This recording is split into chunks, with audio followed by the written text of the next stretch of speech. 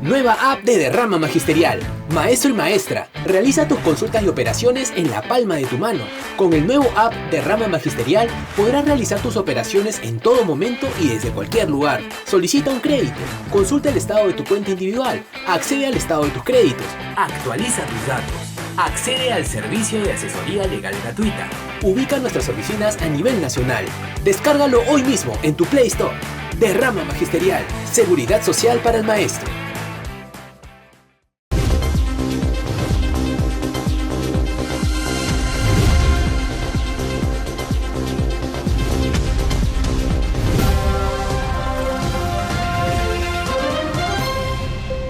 Muchas gracias por la entrevista y bueno, como usted ha visto, acabamos de tener un encuentro muy emotivo, muy caluroso, donde nosotros hemos tomado la iniciativa de convocar a los líderes de la izquierda para que tomen una decisión que yo creo que a veces es difícil, pero si hay la voluntad suficiente, se podría concretar en avanzar en los niveles de unidad que todavía nos falta. Y nos tenemos prácticamente 48 horas y ojalá que después de esta reunión los representantes de cada partido se reúnan, ya sea de manera bilateral o multilateral, a fin de poder llegar a un mayor nivel de unidad, que es lo que nos hemos propuesto para esta reunión. Unidad Popular llega justo cuando están peleándose diversos sectores de la izquierda. Bueno, no diríamos peleando, no podríamos hablar de esa palabra, lo que queremos es que no se peleen. Y en ese camino nosotros estamos haciendo casi como un papel de puente, hemos llegado un poquito tarde, pero tampoco ya no vamos a poder, decirles a que retrocedan a foja cero. Yo creo que hay que sumarnos a los proyectos que ya estén caminando y en ese terreno Unidad Popular también se va a poner, diríamos, como que al día en este proceso de unidad. Ya hay voces en el sentido que usted será candidato a la presidencia. ¿Eso está por verse o está confirmado? No, bueno, compañero, todos son perspectivas. Miren, cada partido puede proponer una suerte de precandidato, ¿no? Y luego ya en una suerte de consulta interna se podrá determinar quién podría ser el candidato presidencial. Yo no niego que podría ser precandidato, pero no puedo yo decir que soy ya el candidato, porque eso tiene que pasar por una consulta interna, primero en mi propio partido y luego ya en el frente que se está formando. ¿Podríamos hablar, para terminar, de una política programática de su partido? Claro que sí, nosotros tenemos un programa de 10 puntos mínimos, le llamamos el decálogo de un programa de un buen gobierno para el buen vivir, ¿no? Y obviamente se tiene puntos pues muy importantes, el tema de la política de salud, la política de educación, de transporte, de seguridad ciudadana, que podemos explicarlo, digamos, en un momento que tengamos el tiempo suficiente. Ahora también para estas alianzas todavía no se obliga a que se presente el programa tendrá que ser enarbolado y en una campaña electoral. Dos últimas preguntas, ¿la Constitución cambio o no? No, nosotros estamos de acuerdo por un cambio de la Constitución, pero producto de una asamblea constituyente, no un cambio como ha hecho el Congreso, de cambiar 51 artículos sin que hayan tenido, digamos, autorización del pueblo para hacer ese cambio. Cualquier cambio en la Constitución tiene que ser producto del poder constituyente que se emana de una asamblea constituyente plurinacional como es la que nosotros planteamos. ¿Se justifica la carcelería de Pedro Castillo? No, para nada. Yo tengo también ahí una tarea legal, yo formo parte de la defensa legal, no de él propiamente dicho, pero también defiendo al doctor Aníbal Torres, pero en términos generales la defensa tiene el mismo sentido y esperamos que no haya una condena, porque para mí es una persona, tanto Pedro como Aníbal y los otros son inocentes. ¿Asume que las elecciones del 2026 van a ser complicadas? Claro que van a ser complicadas, pero yo creo que la izquierda tiene que dar un paso importante para evitar que haya muchas candidaturas. Entonces en ese camino estamos y ojalá que tengamos éxito.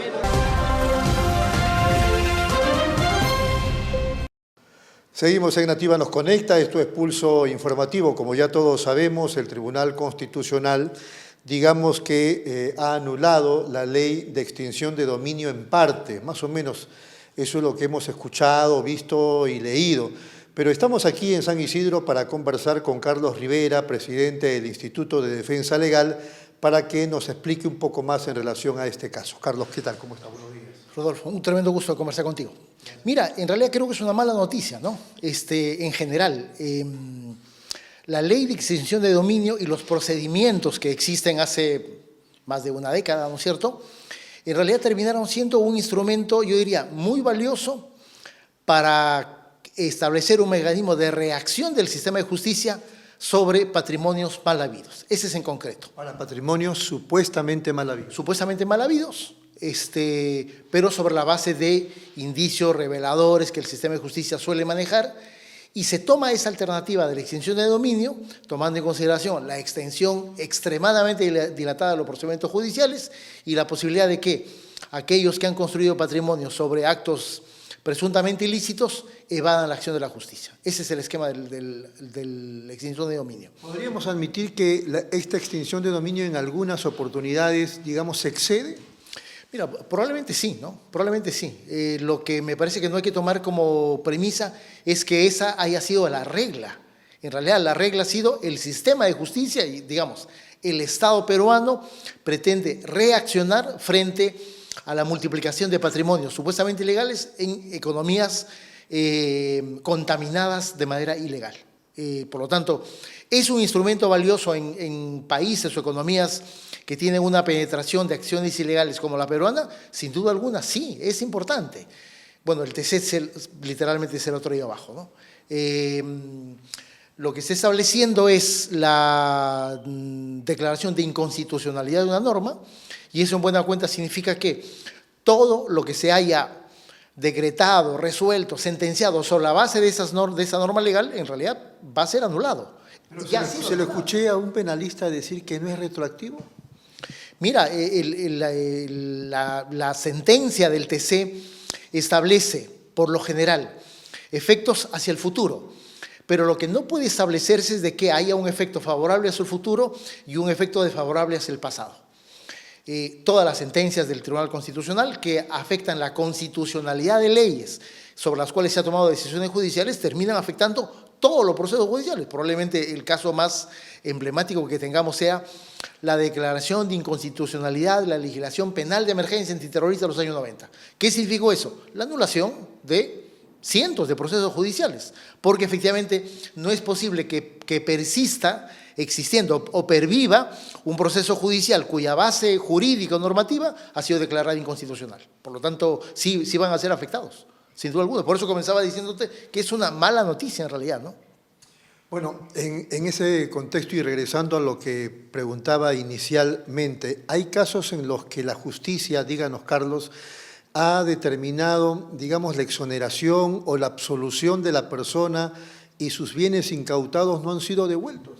Mira, no tengo un conocimiento preciso de un caso que haya sido de relevancia pública. No digo que no exista, porque finalmente son dos procesos judiciales diferentes, ¿no es cierto?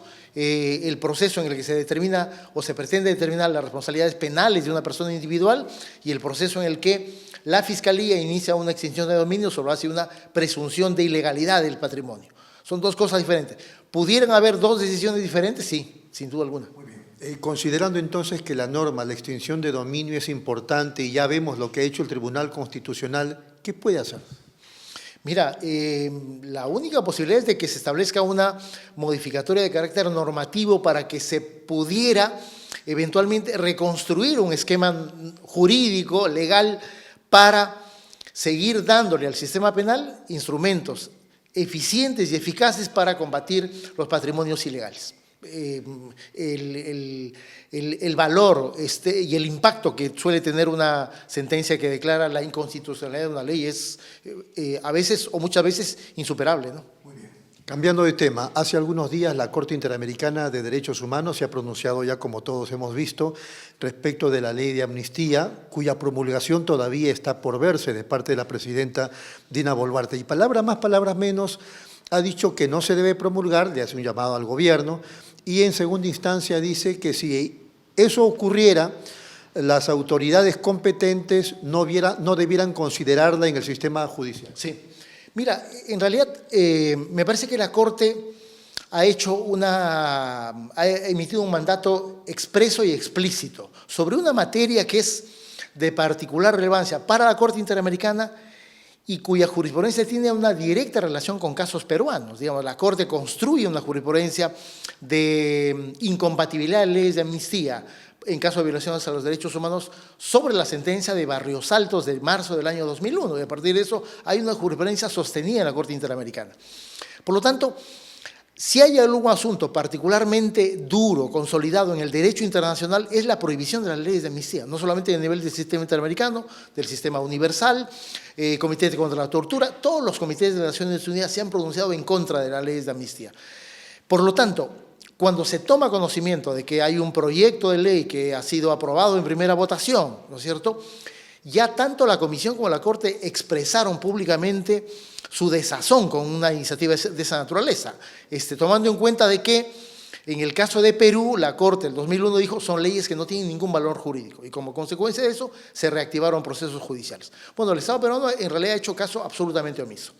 El Estado peruano además decide aprobar la norma, ¿no es cierto?, con solo 16 votos y yo estoy convencido que el Ejecutivo va a promulgar esa ley.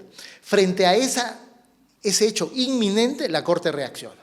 He escuchado al ministro, mira, no sé si con desconocimiento o por el afán de confundir a la opinión pública, decir que la Corte no puede hacer eso porque no se ha ventilado a nivel de un procedimiento interno. Digamos, hay que recordarle al ministro que Barrios Altos y La Cantuta tienen sentencias. Barrios Altos de 2001, La Cantuta del 2002.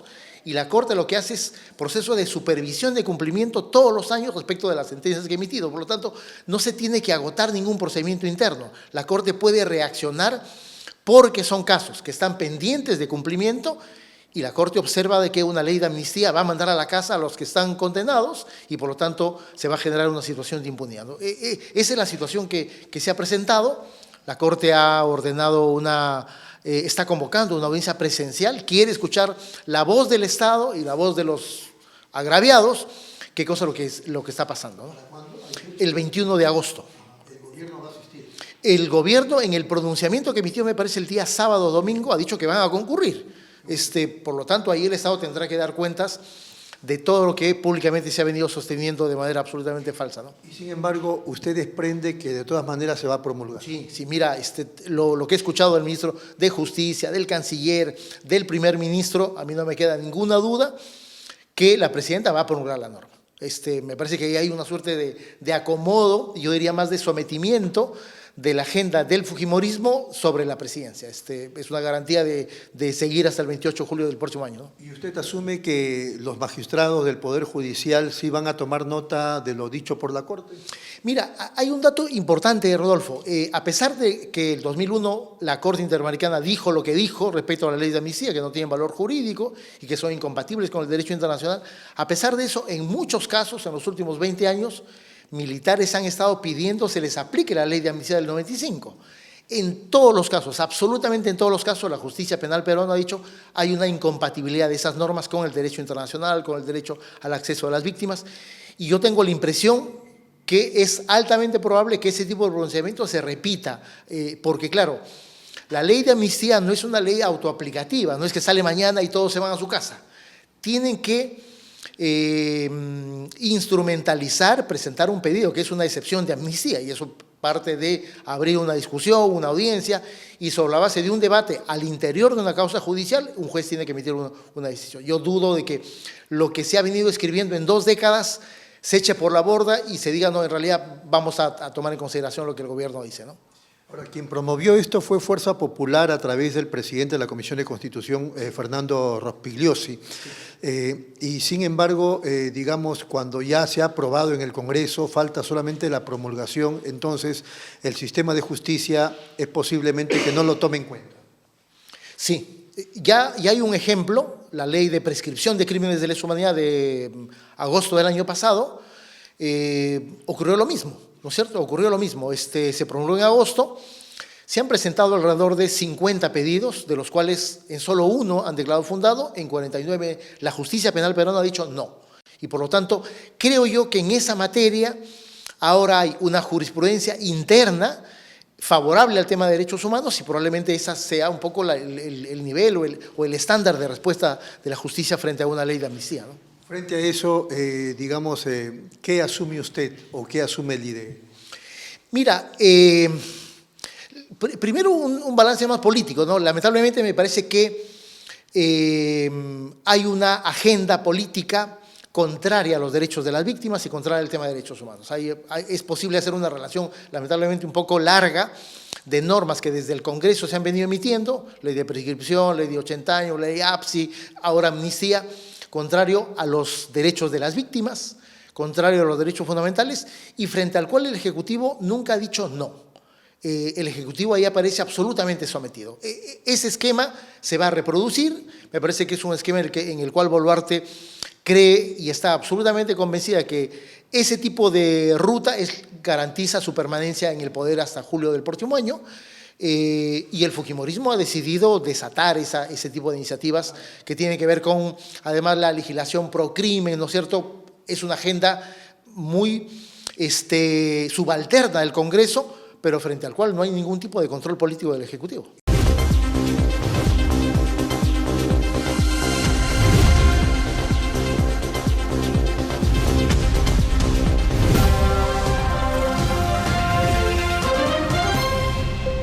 Maestro, maestra, ¿necesitas ayuda con procesos administrativos, permutas, reubicaciones y trámites documentarios? ¿O de repente con el pago de la deuda social? De Rama Magisterial pone un equipo de abogados a tu disposición. Estamos listos para brindarte asesoría legal gratuita desde donde estés. Registra tu consulta en derrama.org.pe. Estamos contigo en tus decisiones más importantes. 60 años. De Rama Magisterial, construyendo confianza, generando bienestar. Bienvenidos a mi lugar favorito. Les quiero contar por qué siempre vengo a Plaza Hogar. Aquí encuentras de todo. Y si un mueble me gusta, lo personalizan a mi antojo. Elijo el color, la tela, todo a medida. Y también puedo traer a reparar todos mis muebles. Además, el servicio de despacho funciona perfecto y a un precio accesible. Y por si fuera poco, siempre encuentro estacionamiento. Somos Plaza Hogar.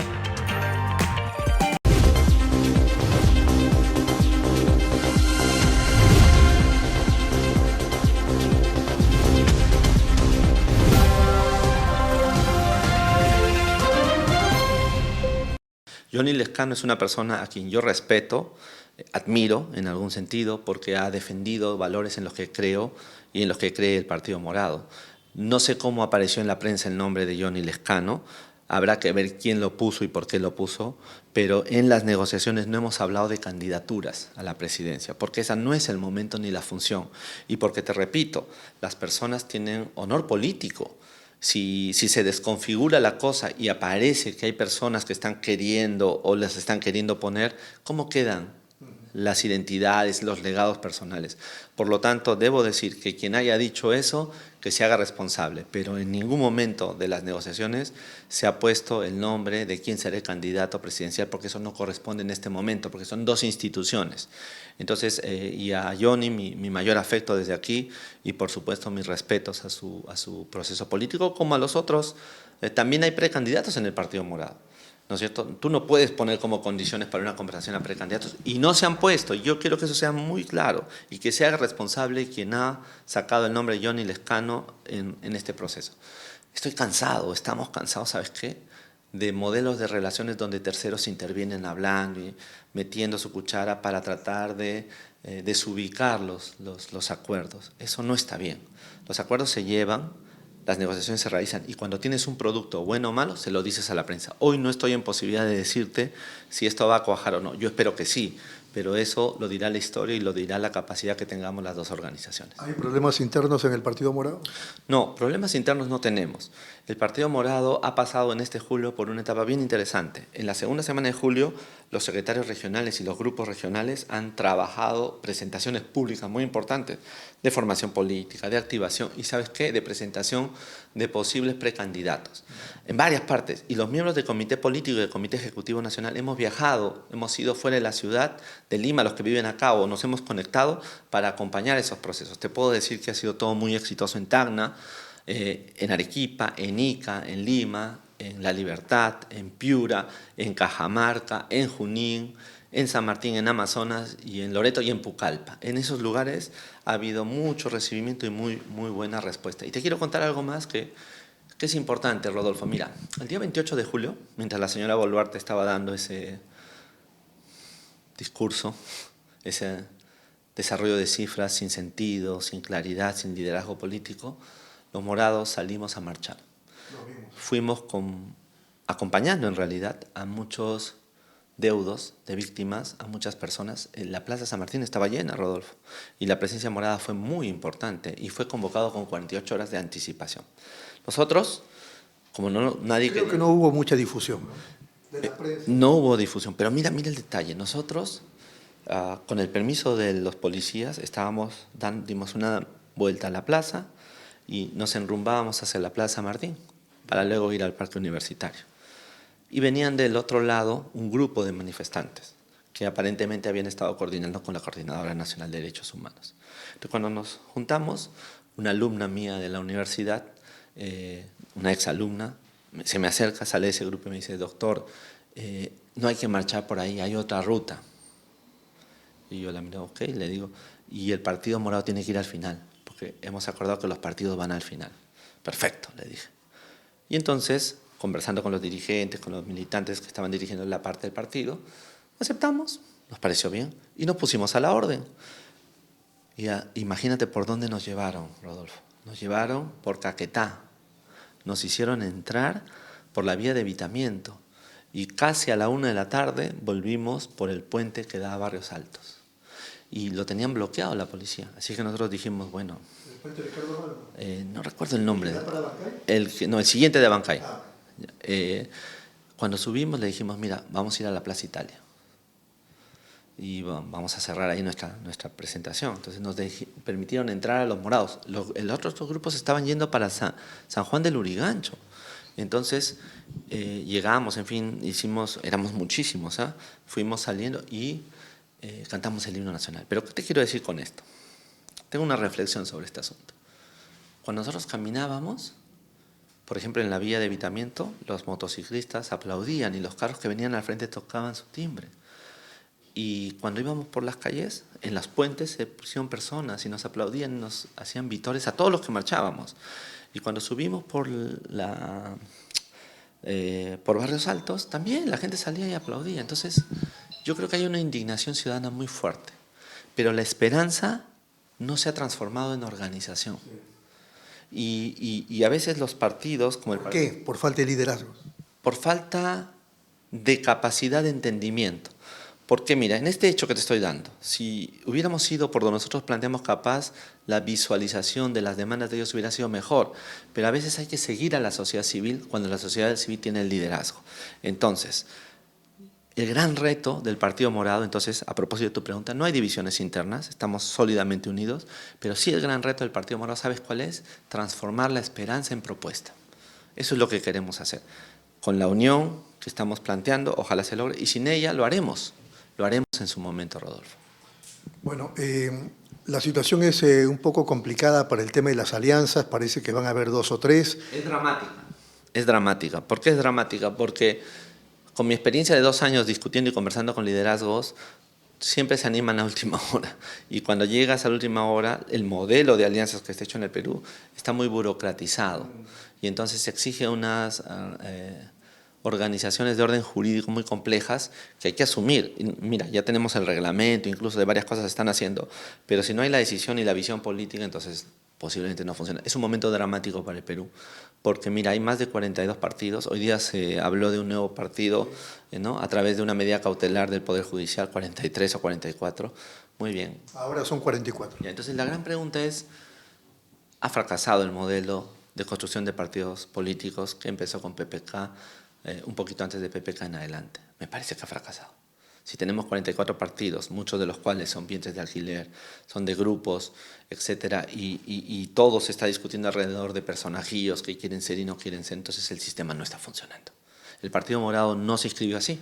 El Partido Morado se inscribió en el viejo sistema. Más de 1.200.000 firmas de adherentes tuvimos y nos costó un esfuerzo especial. ¿Cuántos de estos partidos se hubieran podido inscribir así? Muy pocos. Entonces, creo que llegado el momento vamos a tener que replantear cómo construir partidos políticos y qué significa ser partidos políticos. Yo creo que esa es la tarea. Está descartada una posible alianza, queda pocos días, con Ahora Nación de Alfonso López Chávez. Nunca hay que descartar nada, porque en la vida las necesidades y las urgencias del país siempre están abiertas. La última conversación que tuve con Alfonso, quedamos en lo siguiente. Él estaba organizando una alianza de izquierda y como tú sabes, nosotros presentamos en junio del año pasado los innegociables del Partido Morado. Habían 3 innegociables que para nosotros son importantes, fundamentales. Primero, Nosotros no podemos aceptar el negacionismo en relación a los regímenes autoritarios y violentos como el de Venezuela y Cuba. No podemos en Nicaragua. Entonces, si hay partidos que están defendiendo eso, nosotros no podemos hacer una unidad en este momento. Segundo, por más que sea duro, nosotros tenemos que aceptar y decidir que lo que hizo el señor Castillo fue un golpe de Estado. Así se pronunció el partido y así va a ser. Entonces no podemos participar en alianzas con personas que declaren eso. Y lo tercero, nosotros no podemos aceptar alianzas con las personas que niegan los derechos de las personas, ¿no es cierto?, de las distintas personas, las personas de distinto género, las personas de distinta etnia, etc. Entonces, si hay partidos que en su esencia no creen en esto, ninguna unión es básica ni fuerte. Y yo le dije, Alfonso aquella vez, las alianzas no se pueden construir solamente para una elección. Las alianzas se tienen que construir para hacer un gran trabajo institucionalizado juntos, ¿no? Y quedamos en que si la alianza que él está promoviendo no se llegase a cumplir, no sé si se va a cumplir, el Partido Morado va a tener el teléfono listo para atender la llamada de Alfonso López Chao para ver qué se puede hacer. Como se dice en el juego, la pelota está en su cancha, no en la de nosotros. Nosotros hemos cumplido, hemos sido muy claros y honestos en todo este proceso, y no solamente con Alfonso, te puedo dar otros nombres, ¿no? En su momento con, primero, Lo Justo, cuando, como tú te acordarás, nuestra querida amiga Marisol Pérez Tello quería empezar su proceso, también hicimos algunas conversaciones, y así te puedo dar nombres de varias personas. Entonces nos queda la conciencia. Ojalá, como te digo, que este proceso se logre. Si no se logra, siempre en el Partido Morado verán un partido que lo intentó, que no se pudo, porque lamentable o afortunadamente los partidos tenemos que tener ciertos innegociables, porque de eso se construye la sangre más profunda de la vida institucional. Si se diera, entonces sería el Partido Morado, Cooperación Popular y ahora Nación. No lo sé, no. Por ahora, hoy decidimos nuestra relación con Cooperación Popular. Lo demás es ficción, es buen entendimiento y es teléfono esperando si quieren llamar. ¿Cuál sería su reflexión final para culminar la entrevista, por favor? Mira, el 28 de julio ha sido un momento muy duro para el Perú, porque la presidenta en su último gobierno no nos ha planteado absolutamente nada relevante. Y el país no está bien, se está cayendo. ¿Qué es lo que nos queda hacer? Soportar. Y el Partido Morado va a estar no solo para soportar, sino para intentar con todas sus fuerzas, con todos sus ánimos, transformar la esperanza que hemos visto en las calles, que vemos en la gente, que vemos en las encuestas, en organización, para poder construir un proyecto que permita salir al Perú adelante. Y ahí tienen que estar los jóvenes, Rodolfo. Solo quiero darte un anuncio importante que supongo que lo conocerás. El Partido Morado decidió, en su más alto nivel, iniciar un proceso que se va a llamar la Academia Morada. En el mes de septiembre vamos a tener a 24 jóvenes, no todos del partido, que van a estar generando destrezas ante la opinión pública para elegir a los mejores. Si esos mejores son muy buenos, serán parte del proceso político del Partido Morado en adelante. Esa es nuestra tarea, es nuestra contribución. Para terminar, ¿cuántos candidatos o precandidatos a la presidencia hay en el Partido Morado? No tenemos precandidatos en términos técnicos porque eso no existe en el partido. Lo que hay es pedidos, intereses en la militancia. Están circulando 4 nombres, 5 en realidad, ¿no? El primero, como siempre, es el nombre de Francisco Sagasti, pero como sabe, Francisco Sagasti ya declinó postular a la presidencia o al Senado, ¿no? El segundo nombre que está circulando es el de Richard Arce. Richard Arce se incorporó al partido en julio del año 2024. El tercer nombre es de Mesías Guevara, que también se incorporó en julio de 2024. Ellos están haciendo su proceso, han entrado al partido, son militantes, son miembros del comité político. Daniel Mora también está entre las personas voceadas porque por su calidad, por su pasado y por lo que le ha servido al partido cuando fue su secretario de organización anterior. Y finalmente aplica mi nombre también, las bases lo quieren porque soy su presidente. Pero creo que entre estas personas, si la alianza no se llegara a dar, tenemos que llegar a que sea nuestro candidato aquel que representa mejor esta idea de transformar la esperanza en forma. Cualquiera. Yo sé que los 4, y si hubieran más, todos nosotros vamos a ser generosos para buscar a nuestro mejor representante, porque este es el momento, Rodolfo, en que la generosidad debe ganar a la propia visión personal de sobre lo que tú quieres ser. Yo decía, y esto creo que se aplica, lo he dicho varias veces, hay que pasar del yo al nosotros. Creo que ese es el valor que hay que impulsar ahora.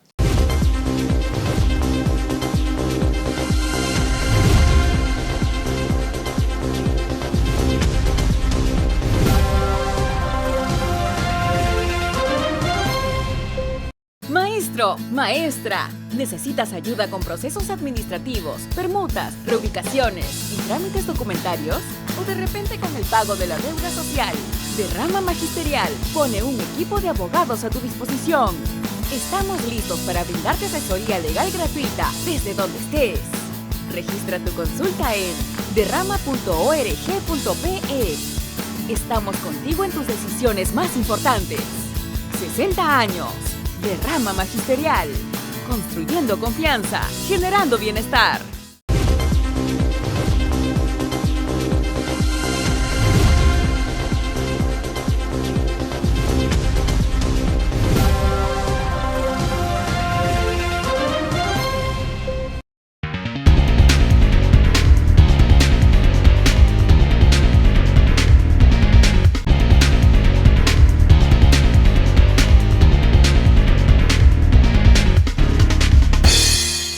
Muy bien, seguimos en Pulso Informativo y ahora arrancamos, como todos los días viernes, Pulso Laboral. Vamos a conversar con el secretario general adjunto de la CGTP, nada menos que Gustavo Minaya, a propósito del mensaje presidencial de 28 de julio. ¿Qué tal, Gustavo? ¿Cómo estamos? Buenos días. Señor Lara, muy buenos días, agradeciendo la oportunidad que nos brindan para poder informar sobre la posición de la CGTP y también de las actividades que venimos desarrollando. Fueron 4 horas, 11 minutos de mensaje presidencial. ¿Qué le pareció? Un mensaje tedioso, un mensaje por lo demás aburrido. Su mismo ministros de Estado los veíamos en la pantalla durmiendo, congresistas, que al final terminaron pues en una mínima expresión dentro del Congreso de la República. La gran mayoría abandonó el hemiciclo, algunos de ellos protestando, por supuesto, y con mucha legitimidad, frente a una señora que representa lo más triste de nuestra historia en el Perú, por tener detrás de ella una cantidad de muertos para poder quedarse, ¿no?, en Palacio de Gobierno, y que durante el tiempo que ha estado a la fecha no le ha traído mayor bienestar, no solamente a los trabajadores y trabajadoras del país, sino a la población en general. Tenemos o hemos mantenido índices de pobreza totalmente terribles, de extrema pobreza, despidos por doquier, con una falta de fiscalización por parte de los entes que están encargados de ejecutar esas tareas, el Ministerio de Trabajo débil, ¿no?, en su accionar, y los empresarios aliados de este gobierno con el sector político de la derecha y de la extrema derecha que controlan el Congreso de la República, nos están dejando un país que tenemos que reconstruir en los próximos años. Muy bien. Algunos dicen que algunas de las cosas que hay que rescatar ha sido ese deslinde de la presidenta respecto del gobierno de Pedro Castillo, pero claro, otros dicen qué deslinde tendría que hacer si su comportamiento, sus hechos determinan efectivamente que hay una diferencia abismal entre Castillo y Dina Boluarte, que además en su momento ella fue parte también del gobierno de Castillo. Eso es uno. Y dos, quisiera su apreciación cuando ella se refiere al tema de las protestas y los muertos, aunque no los menciona, pero habla como que las víctimas de esas protestas eran golpistas. ¿Qué diría usted sobre eso? Gobiernos antidemocráticos, gobiernos de corte fascista en el mundo los hemos tenido, y este que tenemos actualmente en nuestro país no está muy distante de esos. Es por eso que la CGTP en su momento acordó declarar a la señora Boluarte como una dictadora de corte fascista, neofascista en nuestro país, en donde aparentemente existiera una democracia, pero que en la realidad, cuando usted ve y salimos a protestar los trabajadores, somos infiltrados para generar el caos dentro de la población, y muchas veces no se toman en cuenta la voz de los trabajadores cuando salimos a las calles y pedimos un adecuado incremento de la remuneración mínima vital, adecuados ingresos para nuestros pensionistas que tantos años dieron su vida para generar producción y riqueza en nuestro país, y que sin embargo tienen ingresos que parecen propinas y no ingresos dignos como se merecen a estas alturas de su vida. y están peleando en las calles también nuestros pensionistas para que se cumpla nada menos que una sentencia del Tribunal Constitucional del año 2019, para que una pensión mínima no sea menor a un sueldo mínimo vital, frente a una pensión que actualmente es de 200, 300 o 400 soles. Mire usted, no debería ser menor, lo dijo el Tribunal Constitucional en este momento, a 1.130 soles. Bueno, en ese contexto hay mucho por hacer todavía desde las centrales sindicales. Hay mucho por hacer, yo diría, desde todas las organizaciones sociales, populares, y ahora frente a un desafío que se viene, que son las nuevas elecciones generales. El país se tiene que reconstruir, y se tiene que reconstruir tanto como Estado como nación, porque las instituciones, por ejemplo, dan mucho que desear. Este gobierno, en alianza con estos partidos políticos que están en el Congreso de la República, han copado organismos importantes como el Tribunal Constitucional, como la Defensoría del Pueblo, como la Junta Nacional de Justicia, sectores importantes del Poder Judicial y del Ministerio Público que ahora están pugnando por retomar sus cargos, como la señora Benavides, que quiere regresar a la Fiscalía de la Nación, cuando todos sabemos que por allí ella ha evidenciado una cercanía justamente con la señora Boluarte, y que duda cabe que sería para limpiarla de los cargos por crímenes, por corrupción, que en este momento la señora Boluarte va a tener que responder a partir del primer día que esté fuera de Palacio de Gobierno. Muy bien. Las organizaciones sindicales, sociales, populares, no están del todo organizadas frente a este contexto, Gustavo.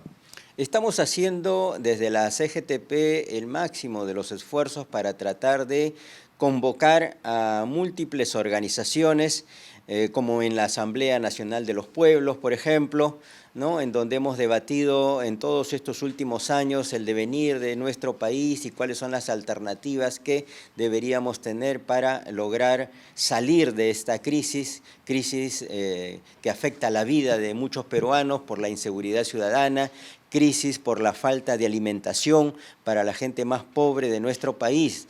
No nos olvidemos que en el año 2024 las cifras oficiales de pobreza fueron del 29% y de extrema pobreza del 6% de nuestra población. Niños desnutridos de 0 a 7 años, 43%. En el Perú, aunque no lo veamos, hay hombres y mujeres y niños y niñas que se están muriendo de hambre, que están yendo a los mercados para tratar de conseguir alimentos en donación para poder generar sus ollas comunes. Y no podemos ser indiferentes, por lo menos desde la ciudad o por lo menos desde los sectores que tenemos medianamente un ingreso o que estamos dentro de una organización, ser indiferentes a esa realidad. Es por eso que en esta próxima coyuntura, como decíamos que ya se viene, que son las próximas elecciones generales, nos extraña mucho que desde los partidos políticos que se dicen ser de izquierda, que se dicen defender los intereses de las grandes mayorías, de los sectores laborales que nos vemos lamentablemente oprimidos por estas leyes actuales que permiten los despidos, que permiten que no ejecutemos una debida ley de relaciones colectivas de trabajo y de libertad sindical, que vayan a las elecciones divididos. Esto va a ser un total contrasentido y un golpe a los más pobres de nuestro país. Por eso es que nosotros seguimos invocando a la más amplia unidad de todos los sectores políticos de izquierda, a deponer sus diferencias, estimados. Quizá un consuelo podría ser que, así como la izquierda, en la derecha también no terminan de unirse. La derecha jugará su papel y seguramente va a pelearse por las riquezas que nuestro país mantiene y ha tenido históricamente. No nos olvidemos que siempre detrás de la derecha política nacional están los ricos del país, los grupos de poder económico, que siempre han manejado históricamente los hilos de la política y demás en nuestro país. Pero Gustavo, corríjame, por favor. En la época de Alfonso Barrantes, el contexto de diferencias entre los grupos o partidos políticos era más marcado, sin embargo, él logró la unidad. En las actuales circunstancias, ¿por qué no terminan de unirse? Izquierda Unida nos dejó una lección de unidad a todos los peruanos que verdaderamente queríamos impulsar un nuevo proyecto de país. Lamentablemente las diferencias dentro de este sector de la izquierda finalmente hicieron implosionar, explotar esta unidad, y a partir de allí ha sido complicado reconstruir esa unidad de izquierda. Pero cada vez siempre se nos presentan nuevas oportunidades, y creo que la crisis nacional de nuestro país nos obliga a construir esa unidad. Y es por eso que ahora les decimos a los sectores políticos de izquierda: tiempo no tenemos. Nuestros hermanos y hermanas están muriendo por no alimentarse adecuadamente, porque no tienen un trabajo digno y tienen que estar mendigando en las calles, porque aquellos autoempleados o emprendedores, como se les llama ahora desde el gobierno y desde los sectores empresariales, son aquellos que están buscando el pan día a día, porque si no, simplemente no van a tener cómo alimentar a sus familias. Bueno, ¿cómo enfrentamos esta situación?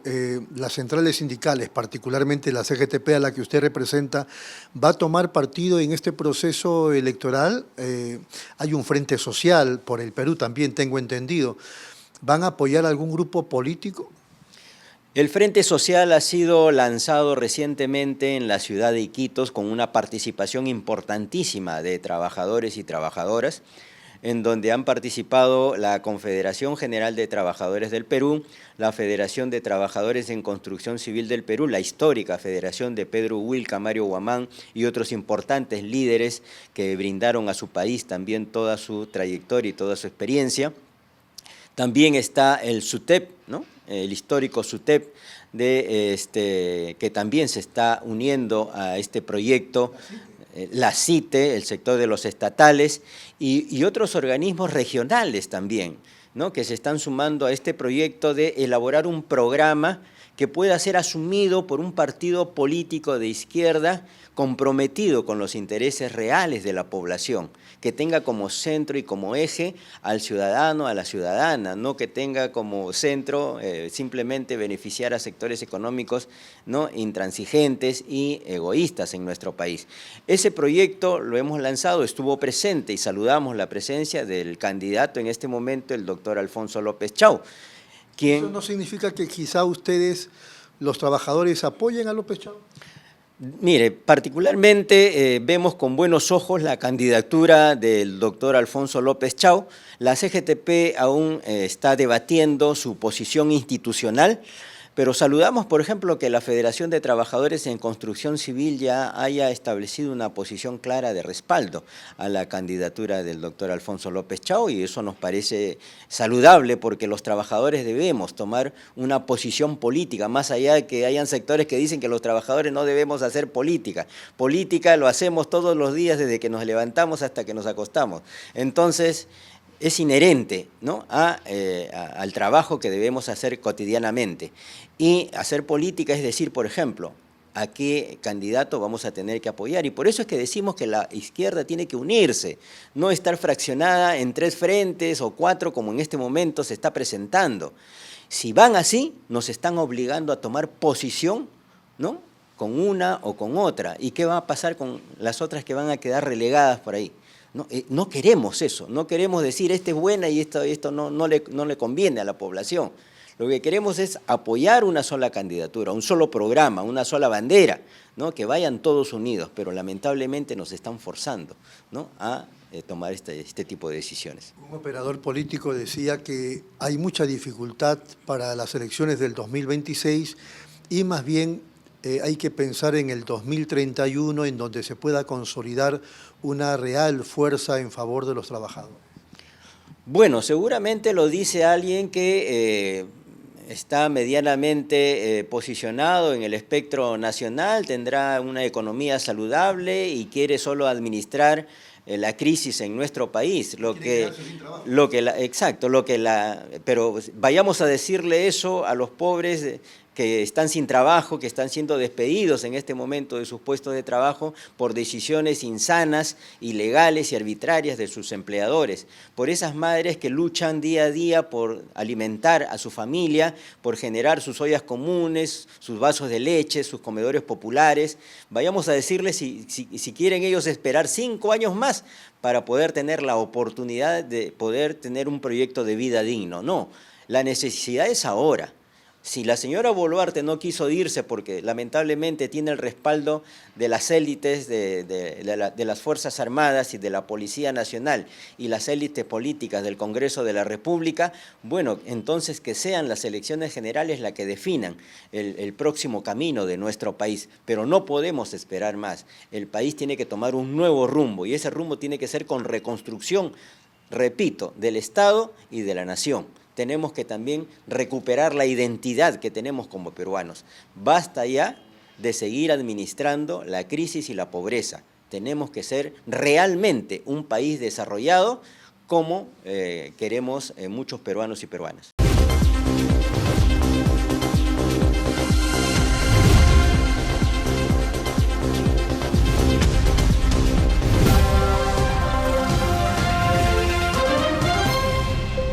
Maestro, maestra, ¿necesitas ayuda con procesos administrativos, permutas, reubicaciones y trámites documentarios?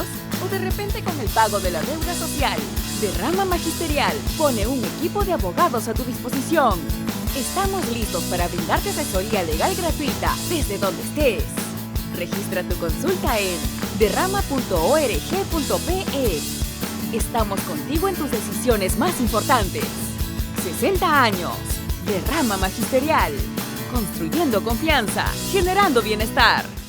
Bienvenidos a mi lugar favorito. Les quiero contar por qué siempre vengo a Plaza Hogar. Aquí encuentras de todo. Y si un mueble me gusta, lo personalizan a mi antojo. Elijo el color, la tela, todo a medida.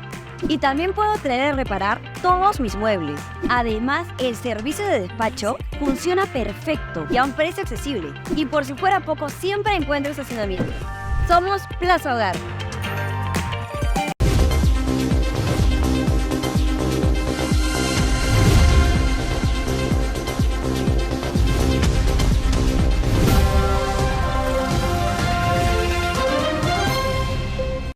Muy bien, seguimos en Pulso Informativo. Estamos ahora, como todos los viernes, en Pulso Laboral. Vamos a conversar con el secretario de Bienestar Social de la Federación de Trabajadores en Construcción Civil, Oliver Cruz, a propósito de una ley que ha tenido algunos cambios en favor de los trabajadores en construcción civil, pues ya en segunda votación el día 24 la Comisión Permanente ha votado a favor de esta ley, falta nada más su promulgación. Pero el detalle de lo que significa esta norma la vamos a, digamos, a tratar con Oliver Cruz. Oliver, ¿cómo está? Buenos días.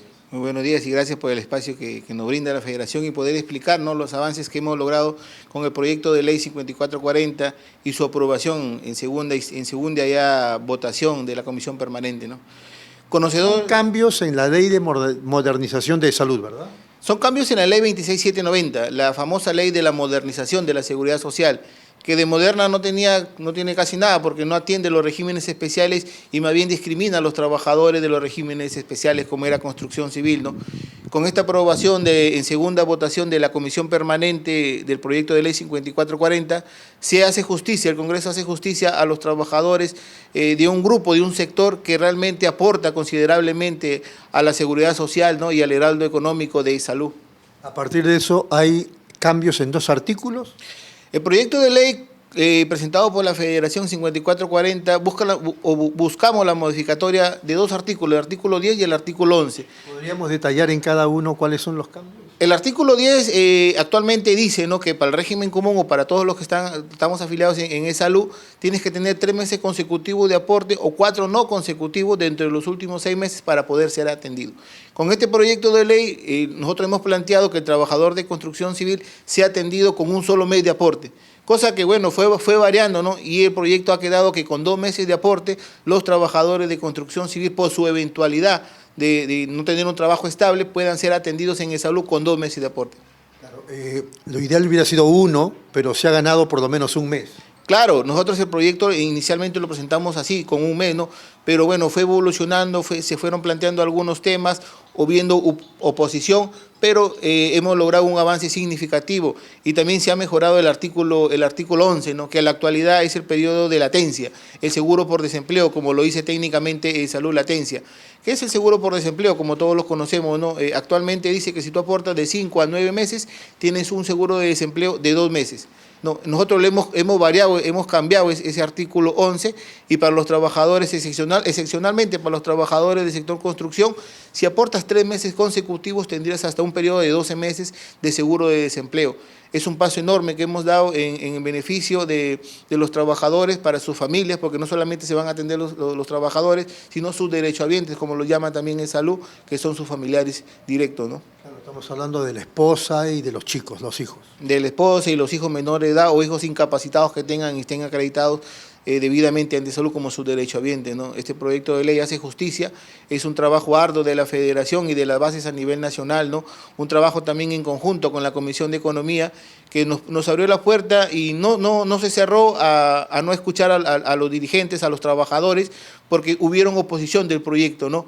Y la Comisión de Economía, liderada por el congresista López Isli, pues no tuvo a bien escucharnos, sentarnos, hicimos mesas de trabajo tanto en Lima, en distintas regiones del Perú, y así pudimos demostrar con medios probatorios reales que el trabajador de construcción civil es inestable, es eventual, pero que también hace un aporte considerable y necesitaba tener acceso a salud, porque la discriminación que había de esta ley 26790 es que tú, ahorita un trabajador de construcción civil que está en desempleo y busca un trabajo digno con empleo, está en el CIS, pero si entra a una obra a laborar, y la empresa tiene la responsabilidad de subir la planilla dentro de las primeras 72 horas, no, ya te dejan sin el CIS y no podías acceder a salud por cumplir la regla básica que eran los 3 meses consecutivos, cosa que no lograban los trabajadores por ser netamente eventuales. Construcción civil es un sector eventual.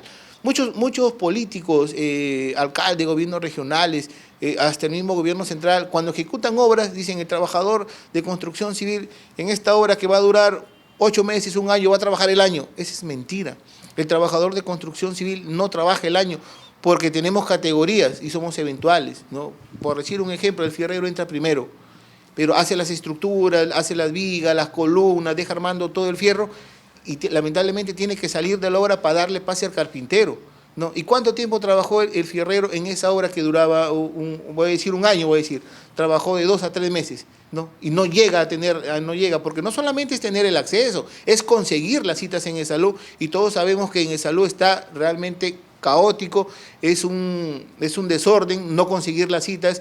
Realmente es algo que debe también cambiar, estamos abocados también a eso, pero se hizo justicia y así hemos demostrado en ambas comisiones, tanto Trabajo como Economía, que necesitábamos este cambio y el cambio era de suma urgencia para el trabajador porque aportamos considerablemente. Un operario de construcción civil a la actualidad aporta casi el triple que el régimen común, porque el régimen común le hacen el descuento del 9%. En este caso aporta el empleador a favor de su trabajador, ¿no? Y construcción civil, el operario, siendo la categoría más alta, aporta cerca de 360, 350 soles con los días contables del mes, ¿no? En diferencia de los 1.125 del régimen común, que era 100 soles al mes, o sea, era algo considerable. Lo hemos demostrado no tanto por el aporte económico, también por la necesidad que tenía el trabajador y su familia de poderse atender y no quedar desamparado ante el CIS ni poder acceder a salud, ¿no? Muy bien, bueno, por lo visto esto no se ha logrado de un día para otro ni en un mes. ¿Cuánto más o menos le significó a los trabajadores en construcción civil lograr esto en el Parlamento? Lógicamente que todavía no está en vigencia, falta la promulgación presidencial. Sí, fue un trabajo realmente arduo de la Federación y sus bases porque el proyecto de ley se presentó el 21 de julio del año 2023 mediante el congresista Edgardo Raimundo Mercado. Con él la Federación se acercó, le dejó el proyecto, él lo hizo suyo y así fuimos avanzando, ¿no? El 21 de julio del año 2023 hemos hecho un trabajo pero inmenso con las bases, un trabajo parlamentario, un lobby. Cuando digo lobby, porque los trabajadores y los sindicatos y los comités de obras se acercaban a los parlamentarios de distintas regiones en su semana de representación para poder exponer desde el punto de vista de los trabajadores la necesidad que había y el clamor que había de la familia de poder acceder a esa luz y no quedar desamparada, ¿no? Es así que se vino avanzando con los dictámenes en el 2024, en agosto, en las comisiones, ¿no? Porque el proyecto de ley, según el reglamento del Congreso, pide tener los 2 dictámenes para poder subir a pleno. Es así que la Comisión de Trabajo, que fue la segunda comisión, nos dictamina primero en el año 2024, en agosto de 2024 nos dictamina, pero ese no era el requisito único, teníamos que tener los 2 dictámenes. Y así que venimos trabajando con la Comisión de Economía, nos acercamos, nos escuchó realmente el congresista López Sili, nos escucha y nos da la oportunidad de exponerle. Es así que planteamos varias mesas de trabajo, no solamente en Lima, en las regiones, donde los trabajadores puedan expresar su sentir, ¿no? Y el clamor que era la necesidad de cambiar esto. Y así se entiende la necesidad y nos dan el tan ansiado dictamen en diciembre del año 2024. Y con esos 2 requisitos, tampoco no era que ya íbamos a pasar al pleno, que contábamos con los 2 requisitos, pero bueno, logramos, con las coordinaciones que tenía la Federación, que el proyecto de ley aparezca en la agenda ordinaria del Congreso. Para su debate, pero no tenía la priorización del caso. Usted mejor que yo, usted mejor que yo, conocedor de tema político, sabe que si no hay prioridad, el proyecto puede estar en agenda y no lo van a tocar. Y así pasaba con el proyecto, ¿no? Hasta que tuvimos una nueva estrategia, la Federación, bueno, crea, ¿no? Conocedores también del tema, una nueva estrategia, hicimos más lobby parlamentario, coordinamos con ciertas bancadas, con ciertos grupos, y poder darle prioridad al proyecto de ley, ¿no? Es así que el 16 de julio... Bueno, antes del 16 de julio se cierra la legislatura ordinaria del Congreso, pero le dan pase a la comisión permanente.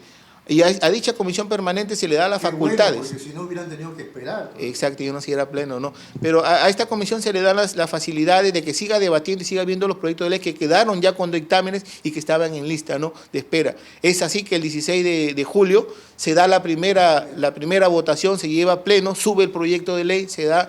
Y bueno, agradecer... creo de reconocer el trabajo parlamentario y reconocer también el apoyo. Han sido diligentes. De los trabajadores. En 8 días se da la segunda votación. Exactamente, ¿no? Y los congresistas en amplia mayoría en la comisión permanente se logra la primera votación en amplia mayoría. Y bueno, ¿no? Siguiendo el reglamento de la comisión del Congreso, pedía una segunda votación. Es así que el 24 de julio se convoca, Junta de Portavoces convoca una segunda comisión permanente, que era también la única, porque ya la última ya no había más. Y bueno, en coordinaciones, estando ahí insistiendo que el proyecto de ley se vea, porque ya nos faltaba una segunda votación, y es aquí que se lleva la segunda votación, y también por la amplia mayoría el proyecto de ley recibe opinión y recibe voto favorable de los congresistas, y bueno, ya esto ya está finiquitado en el Congreso, ¿no?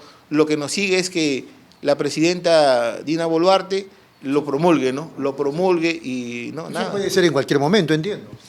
Para nosotros también asumimos que sí, ¿no? Porque la presidenta ha hecho un llamado, ¿no? Bueno, no ha dicho mucho para la clase trabajadora, pero esperemos que este proyecto de ley ella lo vea y lo entienda como lo entendió el Congreso, ¿no? Desde el punto de vista de justicia, porque es una injusticia para los trabajadores, y sea promulgado lo más pronto posible y los trabajadores y sus familias puedan acceder a este beneficio, a esta ley que abre puertas a la seguridad social, que es un derecho constitucional.